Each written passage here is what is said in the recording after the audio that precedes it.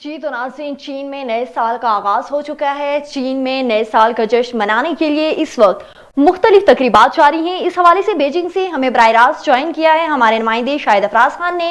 جی شاہد، بتائیے گا کہ چینی نئے سال اور اس سے وابستہ روایات کے حوالے سے تھوڑا آگاہ کیجیے گا ہمیں۔ جی بالکل، اس وقت چین میں قمری نئے سال یا جسے اسپرنگ فیسٹیول بھی کہا جاتا ہے، اس حوالے سے مختلف تقریبات جاری ہیں۔ چین میں جو سال 2025 ہے، یہ قمری نیا سال سانپ کے سال سے منسوب ہے، اور چین کے جو اس حوالے سے دیکھا جائے تو 12 جاندار ایسے ہیں جو ایک مختلف سرکل میں آتے ہیں، اور ہر سال کو کسی جاندار سے منسوب کیا جاتا ہے، اور یہ سال جو ہے یہ سانپ کے سال سے منسوب ہے۔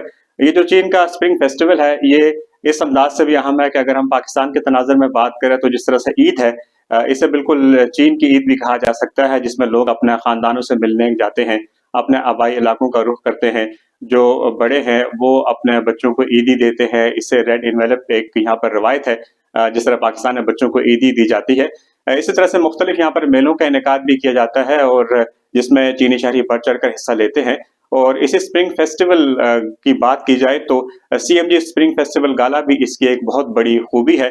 اسے دنیا میں سب سے زیادہ دیکھے جانے والے ٹی وی پروگرام کا اعزاز بھی حاصل ہے، اور یہ جو چینی ثقافت کے مختلف رنگ ہیں، یہ C M G spring festival gala ان کو جو ہے یکجا کرتا ہے، اور جو اندرون ملک اور بیرون ملک جو چینی ناظرین ہیں وہ شوق سے یہ پروگرام دیکھتے ہیں۔ نہ صرف چینی شہری بلکہ اب اس میں پاکستان میں دیگر ممالک میں رہنے والے جو افراد ہیں وہ بھی یہ گالا شوق سے دیکھتے ہیں۔ اور اس مرتبہ اگر 2025 کے اسپرنگ فیسٹیول گالا کی بات کی جائے تو اس گالا میں جو نامور گلوکار ہیں، اداکار ہیں اور ایتھلیٹس میں دیگر پرفارمرز نے ایک دلکش نمائش کے ساتھ حاضرین کو محظوظ کیا، جو خاندان اور دوستی کے جذبات کا اظہار تھا، اس کو انہوں نے اجاگر کیا۔ اور اس موقع پر اگر دیکھا جائے تو جو اندرون بیرون ملک ناظرین ہیں ان کے لیے کہا جا سکتا ہے کہ ایک خوبصورت قسم کی بصری اور سمیع دعوت پیش کی گئی۔